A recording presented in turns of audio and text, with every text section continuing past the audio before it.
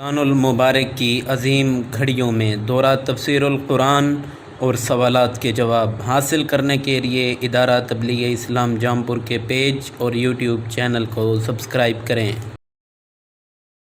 السلام علیکم ورحمۃ اللہ وبرکاتہ۔ الحمدللہ نحمدہ ونستعینہ ونستغفرہ ونعوذ باللہ من شرور انفسنا ومن سیئات اعمالنا ومن یہدہ اللہ فلا مضل له ومن یضللہ فلا ہادی له فأشهد أن لا إله إلا الله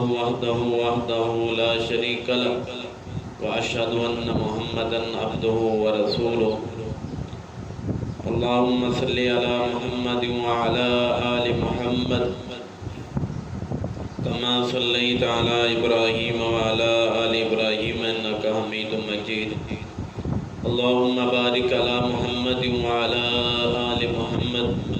كما باركت على إبراهيم وعلى آل إبراهيم إنك حميد مجيد أما بعد فإن خير الحديث كتاب الله وخير الهدي هدي محمد صلى الله عليه وسلم أما بعد فأعوذ بالله السميع العليم من الشيطان الرجيم بسم الله الرحمن الرحيم تبارك الذي بيده الملك وهو على كل شيء قدير۔ سورۃ الملک مکیہ۔ اس سورت میں 2 رکوع ہیں، آیات 30 ہیں، کلمات 335 ہیں، حروف 1359 ہیں، اور اس سورت کا نام سورۃ ملک جو کہ پہلی آیت میں تبارک الذی بیدہ الملک کی مناسبت سے رکھا گیا ہے کہ اس سورت کے اندر بہت بڑے بادشاہ کا ذکر ہے، اس لیے اس سورت کا نام سورۃ ملک رکھا گیا ہے۔ سورۃ ملک کے علاوہ بھی اس سورت کے کئی نام رکھے گئے ہیں۔ تبارک، اس میں بہت بڑی برکت والی ذات کا ذکر کیا گیا ہے، اس لیے اس کو سورۃ تبارکہ بھی کہتے ہیں، اور اس کا نام ایک المجادلہ بھی ہے۔ مجادلہ کا معنی جھگڑا کرنا، کہ قبر کے اندر یہ سورت اپنے پڑھنے والے کے بارے میں جھگڑا کرے گی کہ اس سے عذاب کو دوچار کر دیا جائے، اور اس کا ایک اور نام المانعہ بھی ہے کہ یہ اللہ کے عذابات سے رکاوٹ بن جائے گی، اور ایک نام اس کا المنجیہ، یعنی کہ عذاب سے نجات دلائی جائے گی، اور ایک نام اس کا الواقعہ، اس میں ایک بہت بڑا واقعہ جو رونما ہونے والا ہے قیامت کا، اس کا ذکر کیا گیا ہے، اس لیے اس کا نام الواقعہ ہے۔ اور اسی طرح اس سورت کا نام الواقعہ یا کے ساتھ، یہ بندے کو عذاب سے یہ سورت بچا لے گی۔ اور اس سورت کی فضیلت یہ ہے، اس سورت میں اس کو پڑھنے والا اس پہ اوپر بہت زیادہ انعام و اکرام ہے۔ سورۃ ملک کی فضیلت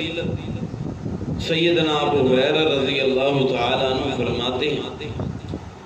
کہ رسول اللہ صلی اللہ علیہ وآلہ وسلم نے فرمایا، قرآن مجید میں ایک سورت جس کی آیات 30 ہیں، وہ قیامت کے دن اپنے پڑھنے والے کے بارے میں سفارش کرے گی اور اس بندے کو معاف کر دیا جائے گا،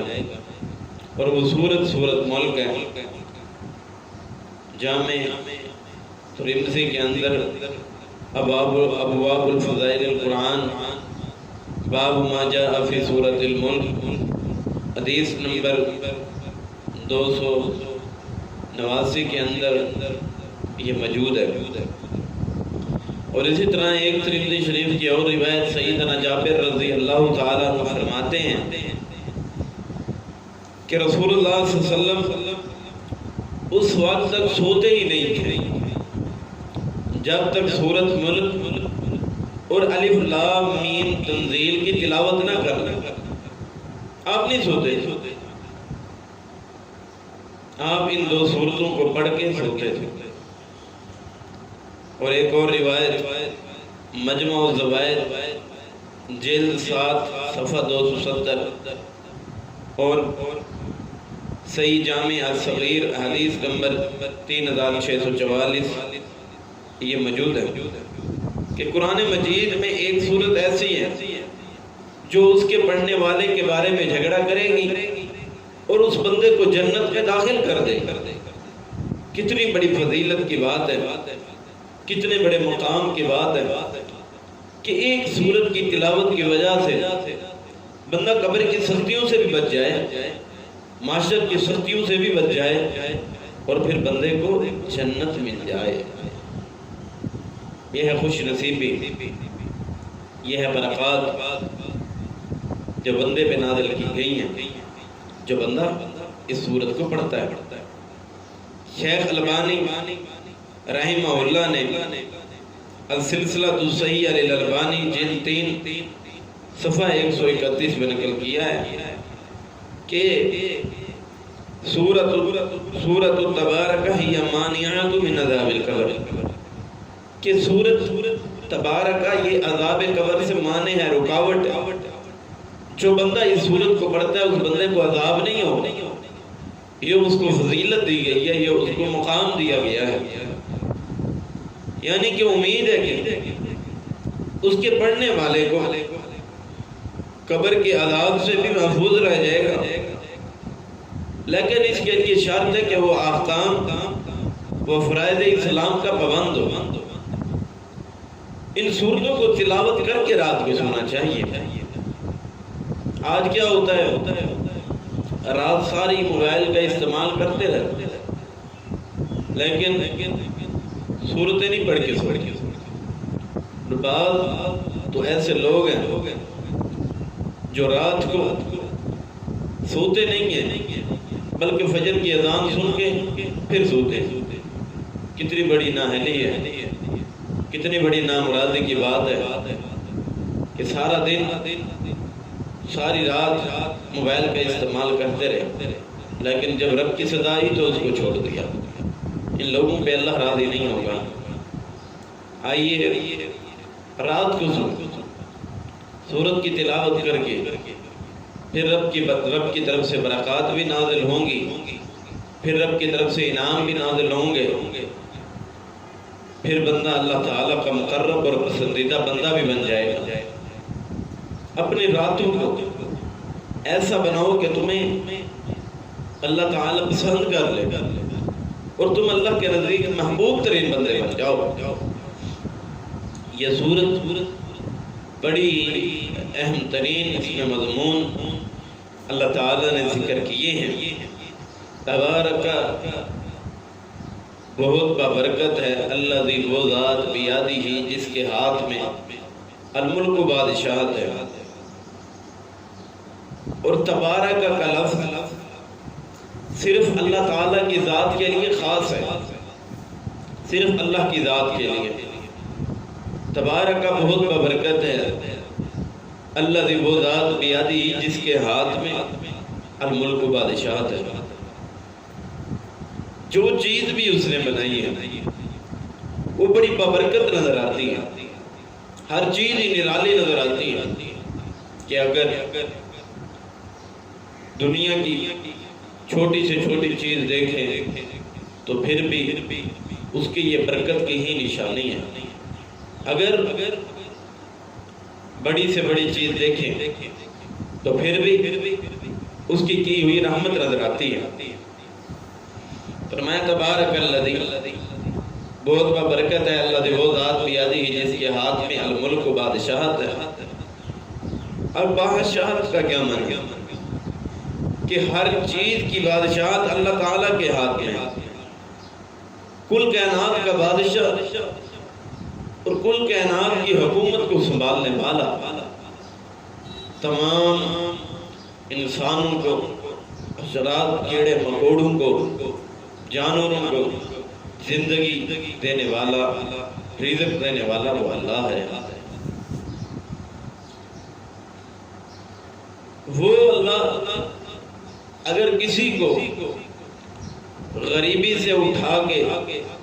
امیر کر دے اور امیری سے اٹھا کے غریب کر دے، اسے کوئی پوچھنے والا ہی نہیں۔ وہ تو عز من تشاء و تذل من تشاء، وہ بادشاہ ہے، وہ جو مرضی چاہے کر سکتا ہے۔ میں فیصل آباد میں ستیانہ بنگلہ میں پڑھتا تو ہمارے ایک استاد اللہ تعالیٰ ان کے علم و عمل میں برکتیں دیں، تو انہوں نے یہ واقعہ سنایا، فضیلت الشیخ یوسف قمر حافظہ اللہ تعالی، کہ ایک بندہ اس کا پیٹرول پمپ ہے ستیانہ کے، اس نے کتنے پیٹرول پمپ اپنے اس پیٹرول پمپ سے بنائے، اور پھر ایک وقت ایسا بھی آیا کہ اس کے سارے پیٹرول پمپ ختم ہو گئے، اور جس پیٹرول پمپ کا وہ مالک تھا پہلی دفعہ، یعنی کہ پہلا مالک، پہلا جو پیٹرول پمپ تھا وہ بھی اس سے چھین گیا، وہ بھی اس نے بیچ دیا، مجبور ہو گیا۔ یعنی کہ امیر سے غریب کر دے تو اس کی مرضی ہے، اور غریب سے امیر کر دے تو اس کی مرضی ہے۔ عزت دینے والی ذات اللہ تعالیٰ کی ذات، عزت اللہ کی ذات دیتی ہے۔ وَتُعِزُّ مَن تَشَاءُ وَتُذِلُّ مَن تَشَاءُ۔ اگر ساری کائنات عزت دینے پہ آئے تو کوئی عزت نہیں دے سکتی، اگر کوئی ذلیل کرنے پہ آئے اور اللہ عزت دینے پہ آئے تو کوئی ذلیل نہیں کر سکتا۔ اللہ تعالیٰ ساری کائنات کا بادشاہ ہے، خالق، مالک ہے، اس کی تمام چیزوں پہ اقرار کرنا چاہیے، ماننا چاہیے۔ تبارک الذی بیدہ الملک، بہت ببرکت ہے اللہ دی وہ ذات بیدہ جس کے ہاتھ میں الملک و بادشاہت ہے، اور وہ علی کل شیء، ہر چیز پر قدیر، قدرت رکھنے والا ہے، کہ ہر چیز پہ اس کی قدرت ہے، ہر چیز ہی اس نے نرالی بنا دی ہے۔ اگر تم دیکھو کہ ایک چھوٹی سی چڑیا، اس کی کتنی نسلیں ہیں، اس کے کتنے رنگ ہیں، کوئی بندہ بھی اعتراض پیش نہیں کر سکتا اللہ کی بنائی ہوئی چیزوں میں، کہ اللہ نے اس چڑیا کو 4 ٹانگیں دینی تھی، 2 ٹانگیں نہیں دینی تھی، بکری کو 2 ٹانگیں دیتے، پر لگا دیتے، شیر کو پر لگا دیتے، 2 ٹانگیں دیتے، انسان کے کان کی جگہ ناک ہوتا اور ناک کی جگہ کان ہوتا، زبان نہ ہوتی، اس جگہ پہ کچھ اور ہی ہوتا ہے۔ تو یہ اعتراض بالکل فضول ہے، اور یہ کوئی کر بھی نہیں سکتا۔ اللہ تعالیٰ کی بنائی ہوئی ہر چیز ہی نرالی ہے۔ کوئی بندہ اگر غور و فکر کرنا چاہے تو وہ ایک چڑیا کی قسم کو لے کے بیٹھ جائے کہ کتنی قسم کی چڑیاں ہیں اور کتنے کتنے رنگوں سے ہیں، کیسے اس مالک نے ان کو بنایا ہے، تو وہ ان میں بھی عیب تلاش نہیں کر سکتا، تو وہ اشرف المخلوقات انسان میں کس طرح عیب تلاش کر سکے گا؟ الذی، وہ ذات، خالق، جس نے پیدا کیا الموت، موت کو۔ ادھر اللہ تعالیٰ نے اپنی پیدا کی ہوئی چند چیزوں کا ذکر فرمایا ہے کہ جو مخلوق کی قدرت سے باہر ہے، انسان کے دل میں اس کی قدرت کا پورا یقین اب جم جائے کہ اس مقام پہ جو چیز ذکر کی ہے کہ موت اور زندگی وہ کس کے اختیار میں ہے، وہ کون دیتا ہے، اس کے تمام احوال کا رکھوالا کون ہے، تو پھر وہ اس کی طرف غور و فکر کرے اور اللہ کی عبادت کرے۔ اللہ وہ ذات خالق جس نے پیدا کیا الموت موت کو والحیات اور زندگی کو، موت اور حیات، زندگی اور موت کو پیدا کیوں کیا ہے؟ اس کا مقصد کیا ہے؟ کہ دنیا کی موج مستیوں کے اندر پڑے رہو، دنیا میں اپنے وقت کو ضائع کرتے رہو؟ نہیں، لیبلوکم، تمہیں زندگی دی ہے تو تمہیں آزمانے کے لیے، لیبلوکم، تاکہ میں آزماؤں تم کو، ایکم کون سے ہے تم میں احسن عملا، زیادہ اچھا عمل کرنے والا، زیادہ اچھا عمل کرنے والا کون ہے؟ اور وہو العزیز الغفور، وہ عزیز غفور بخشنے والا ہے۔ اللہ تعالیٰ نے یہاں پہ پہلے موت کو ذکر کیا ہے، پھر زندگی کو ذکر کیا ہے کہ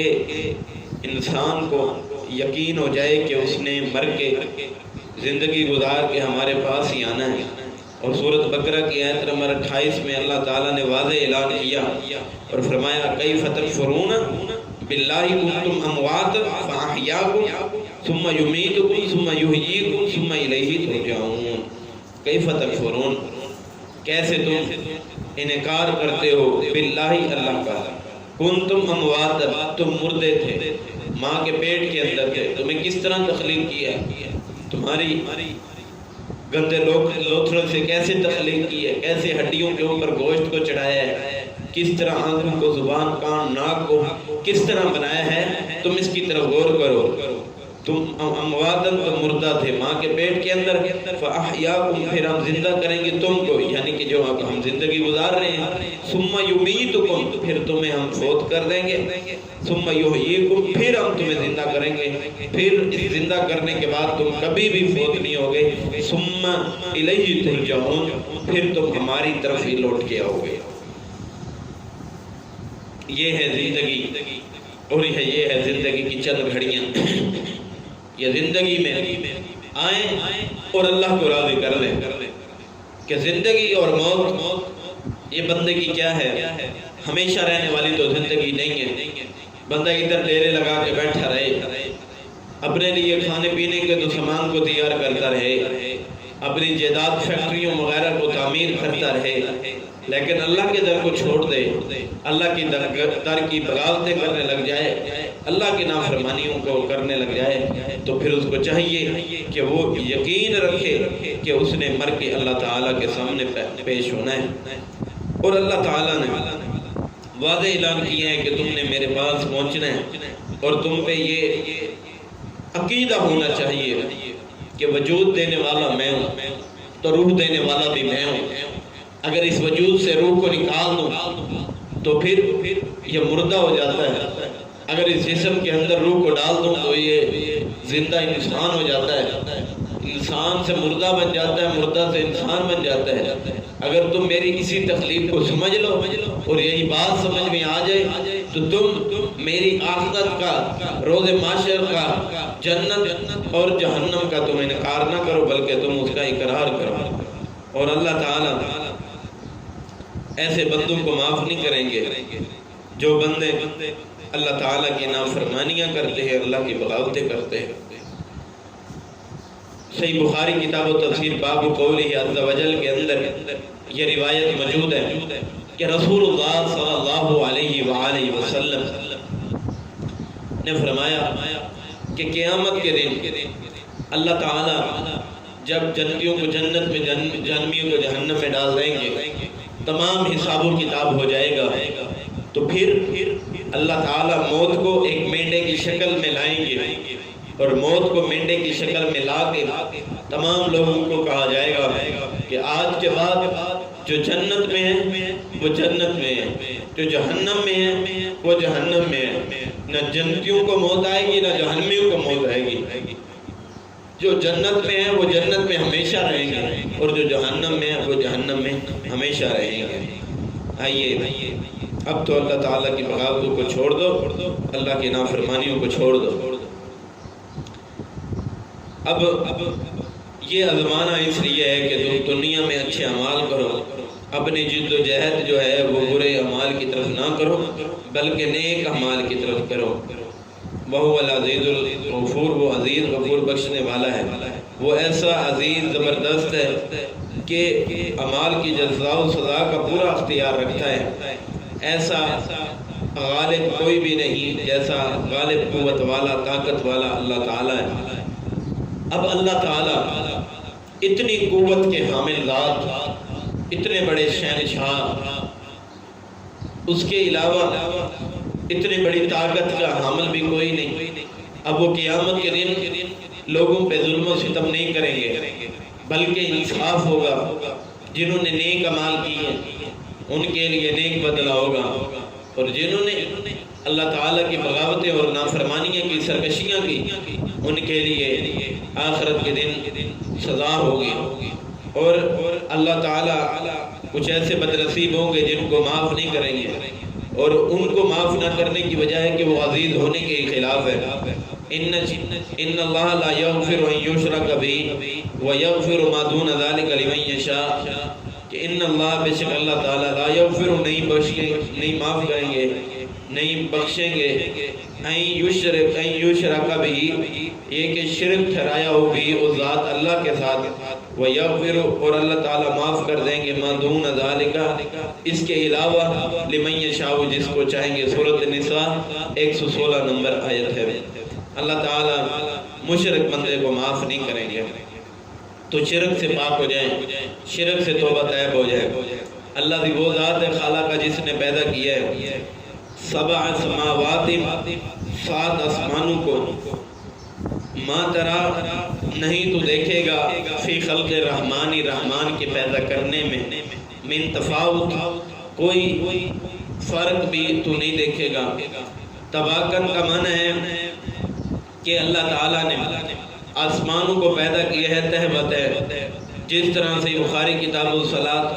3449 نمبر حدیث ہے کہ رسول اللہ صلی اللہ علیہ وسلم معراج پہ گئے، اور معراج پہ جا کے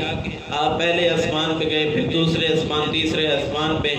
انبیاء کرام سے ملاقاتیں کی۔ تو اس بات سے یہ بات واضح ہوتی ہے کہ آسمان کے درمیان فاصلہ ہے۔ اللہ تعالیٰ اتنے بڑے آسمانوں کو کھڑے کیے ہوئے ہیں کہ وہ آسمان جو بغیر ستون کے ٹھہرے ہیں، وہ آسمان جن کے اندر کوئی دڑار کبھی نہیں آئی، وہ آسمان جن میں کوئی سوراخ نہیں ہے، وہ آسمان جن میں کوئی شگاف نہیں ہے، جن کو بغیر ستونوں کے کھڑا کیا ہے، ان کے رنگ کے اندر بھی کوئی تبدیلی نہیں ہے۔ تو اگر اس کے رنگ کے اندر اتنے سال ہو گئے کوئی تبدیلی نہ ہوئی، تو پھر تم اس بات کا یقین رکھ لو کہ تم نے مرنے کے بعد ہمارے پاس پیش ہونا ہے۔ آ جاؤ، آخرت کی تیاری کر لو، آخرت میں جنتی لوگوں میں، جانے والوں میں اپنا نام لکھوا لو۔ اللہ تعالیٰ فرماتے ہیں، اللہ بھی وہ ذات خالق کا جس نے پیدا کیا، کیا پیدا کیے؟ چھوٹی چیز کی مثال نہیں دی، 7 سماوات، 7 چیزوں کو پیدا کیا ہے، طباقاً تہ بتہ پیدا کیا ہے۔ اگر ہم اتنی بڑی چیز کی تخلیق کر سکتے ہیں تو اے بندے، ہم نے تجھے بھی پیدا کیا ہے، تو ہماری نافرمانی نہ کر، ہماری بغاوتیں نہ کر۔ ما ترا، نہیں تو دیکھے گا، فی خلق الرحمن، رحمان کے پیدا کرنے میں، من تفاوت، کوئی فرق بھی نہیں دیکھے گا، کوئی فرق بھی تو نہیں دیکھے گا کہ تو دیکھ، فرجع بصرا، تو لٹا اپنی نظر کو، حل ترا، کیا تو دیکھتا ہے من فطور، کوئی شگاف، تو اس میں کوئی شگاف کوئی دیکھتا ہے؟ اللہ تعالیٰ فرما رہے ہیں، اے میرے بندے، تو اب غور و فکر کر، کہ غور و فکر اس طرح کہ ہمارے آسمان کی طرف دیکھ اور نظریں دوڑا، تجھ میں غور کرتا رہے، تو آسمان میں کوئی تو شگاف تلاش نہیں کر سکتا، آسمان میں کوئی دراڑ، کوئی سوراخ تلاش نہیں کر سکتا، تو پھر تو فرجع، پھر تو لوٹا البصر، اپنی نظر کو، حل ترا، کیا تو دیکھتا ہے من فطور، کوئی شگاف بھی تو دیکھتا ہے، کوئی دراڑ بھی تو دیکھتا ہے، کوئی تو پھٹی ہوئی بھی کوئی چیز دیکھتا ہے؟ جب تجھے یہ نظر نہیں آتی تو پھر ہماری اس خلقت کا، ہماری پیدا کی ہوئی چیزوں کا انکار نہ کر۔ تیرے لیے یہ دوبارہ غور کرنا، یہ تو کسی چیز کو بھی اس میں عیب یا کمی جو ہے یہ اس میں تو ثابت نہیں کر سکتا کہ وہ اتنی بڑی عظیم و شان ذات نے عظیم و شان آسمان اور دوسری ساری مخلوق جو ہے وہ پیدا کی ہے، یہ اس کی صفت کی نشانی اور صفت رحمان کا یہ نتیجہ ہے۔ ہل تری من فطور، کیا تو دیکھتا ہے کوئی فطور،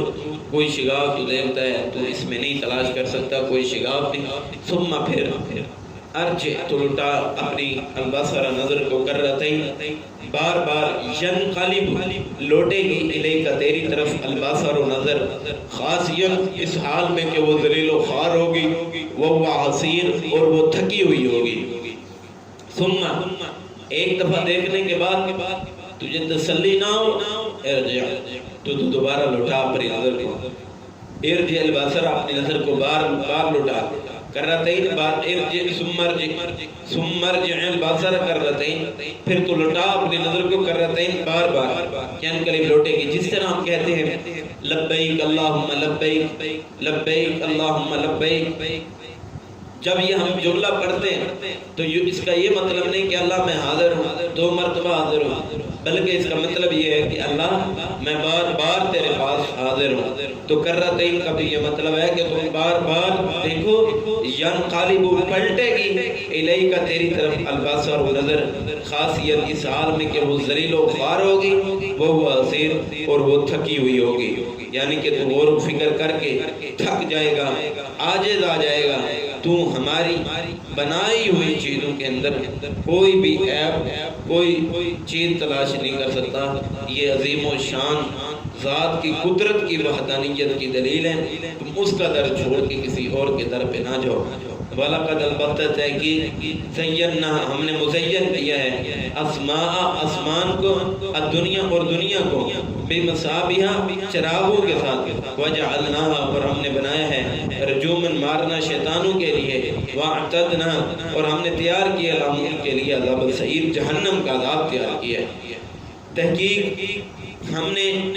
مزین کیا ہے آسمان کو، آسمان کی جو ڈیکوریشن بنائی ہے وہ ستاروں کے ذریعے، چاند کے ذریعے، سورج کے ذریعے۔ اگر چاند، سورج، ستارے نہ ہوتے تو اتنا مزین آسمان نہ ہوتا۔ جس طرح اس چاند کے ذریعے سے ہم نے آسمان کو مزین کیا ہے، اسی طرح ہم نے اپنے ستاروں کے ذریعے سے بھی آسمان کو مزین کیا ہے۔ تم ان کی طرف دیکھو اور غور و فکر کرو، اللہ کی نافرمانیاں نہ کرو۔ اور ستاروں کے 3 فوائد جو ہیں وہ 3 فائدے ہیں۔ پہلا یہ ہے کہ ہم ان سے روشنی حاصل کرتے ہیں، کہ مصباح چراغ ہے، اور چراغ کا معنی ہے روشنی۔ اگر یہ چراغ نہ ہوتے تو ان کا کوئی فائدہ نہ ہوتا، تو پھر رات قریب ہوتی۔ اللہ تعالیٰ نے فرمایا کہ شیطان کو مارنے کے لیے یہ ستارے شیطان کو مارنے کے لیے بھی کام دیتے ہیں، اور تیسرا یہ راستہ معلوم کرنے کے لیے بھی کام دیتے ہیں۔ تو اسی طرح ان ستاروں کے فائدے ہیں۔ اللہ تعالیٰ نے پہلی 5 آیتوں میں توحید اور قیامت کے دلائل کو ذکر کیا ہے، اب ان لوگوں کے انجام کو ذکر کر رہے ہیں جو اللہ تعالیٰ کی نافرمانیاں اور اللہ تعالیٰ کی بغاوتیں کرتے ہیں۔ فرمایا وَلِلَّذِينَ، ان لوگوں کے لیے کافروا، جنہوں نے کفر کیا، بِرَبِّهِمْ، اپنے رب کے ساتھ، عذاب جہنم، ان کے لیے عذاب جہنم ہے، وَبِئْسَ الْمَصِيرُ، اور بری ہے لوٹنے کی جگہ، اِذَا أُلْقُوا، جب وہ ڈالے جائیں گے، فِيهَا، اس میں، سَامِعُونَ، تو وہ سنیں گے، لَهَا، اس کے لیے، شَهِيقًا، دھاڑنا ہوگا، وَهِيَ تَفُورُ، اس حال میں کہ وہ جوش مار رہی ہوگی۔ استغفراللہ، شہیقاً کا معنی ہے دھاڑنا۔ جس طرح گدھا رینگتا ہے، دھاڑتا ہے، شروع میں آواز آہستہ آہستہ، پھر بلند ہوتی جاتی ہے، پھر اینڈ میں جا کے اپنی آواز کو آہستہ کر دیتا ہے۔ جب جہنمی لوگ جہنم میں جانے کے لیے آگے بڑھیں گے تو جہنم ان کو دیکھ کے اپنی طرف اس طرح لپکے گی اور دھاڑے مارے گی، تو ان کو کس طرح ان کو عذاب دیا جائے گا۔ تو اللہ تعالیٰ جہنم کے اندر یہ عقل، یہ شعور پیدا فرما دیں گے کہ کفار کو دیکھ کے جہنم دھاڑے مارے گی۔ وہی یہ تفوری سال میں کہ وہ جہنم جو ہے وہ جوش مار رہی ہوگی، حرارت کی شدت کی وجہ سے اور اس کے دباؤ کی وجہ سے وہ جوش مار رہی ہوگی۔ اس طرح ہم فوارے دیکھتے ہیں، روڈز پہ لگے ہوتے ہیں، تو ایک فوارہ ہوتا ہے تو اس سے کس طرح ایک چھوٹا سوراخ بنایا جاتا ہے تو نیچے سے کتنا پریشر دیا جاتا ہے جو اس پانی کو اوپر جانے میں مدد دیتا ہے، تو وہ ایک فوارہ اتنا لمبا ہوتا ہے، اتنا بڑا ہوتا ہے۔ تو پھر اس غرض سے میں اپنے والد محترم کے ساتھ ایک دفعہ عمرے پہ گئے، تقریباً 6 سال کے قریب ہو گئے اور جدہ میں ہم گئے تو ادھر ہم نے ایک فوارہ دیکھا جدہ کے سمندر میں، تو اتنا بڑا فوارہ تقریباً جدہ میں تمام کے تمام جدہ میں وہ فوارہ نظر آتا ہے، اتنا بڑا وہ فوارہ ہے، کتنا جوش نیچے دیا ہوگا، کتنے نیچے پانی کا پریشر اور اوپر چھوٹا سوراخ۔ اسی طرح جہنمیوں کا عالم ہوگا کہ جہنم ان کے لیے اس طرح بڑے بڑے شعلے مار رہی ہوگی، اسی طرح یہ جوش مار رہی ہوگی۔ اللہ ہم سب کو محفوظ فرمائے۔ تقادو قریب ہے کہ تمیدو پھٹ جائے من الغیظ غصے سے۔ تمیدو اصل میں تمیزو تھا، پہلی تا کو تخفیف کے لیے حذف کر دیا تو یہ تمیز بن گیا، اور معنی تخفیف معنی جو ہے وہ قریب کا پیدا ہو گیا کہ قریب ہے کہ یہ جہنم جو ہے یہ پھٹ جائے، اور اہل علم کو سمجھانے کے لیے یہ تمام باتیں بیان کی جا رہی ہیں کہ اہل علم لوگ عقل رکھتے ہیں اور اس کے بعد وہ اللہ تعالیٰ پہ ایمان لے آتے ہیں۔ اور آگے آیت میں جو فرمایا جا رہا ہے کہ جہنم میں جب کسی بھی نئے گروہ کو ڈالا جائے گا تو پھر جہنم میں جب کسی گروہ کو بھی ڈالا جائے گا تو اس کو آتے ہوئے دیکھ کے جہنم دھاڑے مارے گی اور زیادہ جوش ہو جائے گی، اور اس پہ کھڑا ہوا فرشتہ ان لوگوں سے کہے گا کیا تمہارے پاس کوئی ڈرانے والا نہیں آیا تھا؟ کیا تم اس طرح گمراہ پھرتے رہے؟ کہ علامہ جب کبھی بھی القیہ ڈالا جائے گا فیا اس میں فوجن کسی فوج کو گروہ کو سألہم سوال کرے گا ان سے خزناتها اس کا دروغہ فرشتہ الم یأتیکم کیا نہیں آیا تھا نذیر تمہارے پاس ڈرانے والا؟ تم انبیاء کی باتوں کو چھوڑ کے حدیث قرآن و سنت کی باتوں کو چھوڑ کے اپنے اماموں کو پیش کرتے رہے ہو۔ قالو کہیں گے بلا کیوں نہیں، قد تحقیق جاءنا آیا ہمارے پاس نذیر ڈرانے والا، فکذبنا پھر ہم نے جھٹلا دیا، وقلنا اور ہم نے کہا ما نزل اللہ نہیں نازل کیا اللہ تعالیٰ نے من شیئن کوئی چیز بھی ان انتم نہیں ہو تم الا مگر فی ضلال کبیر بہت بڑی گمراہی کے اندر ہو۔ تو یہ کہیں گے وقالو اور یہ کہیں گے لو کننا اگر ہم ہوتے نسمعو ہم انبیاء کی باتوں کو سن لیتے او ناقلو یا ہم خود ہی عقل کر لیتے ما کننا تو نہ ہم ہوتے فی اصحاب سعیر جہنم والوں میں۔ فاعترف ہو پھر یہ اعتراف کر لیں گے بذنبہم اپنے گناہوں کا۔ اب ان کا یہ اعتراف کرنا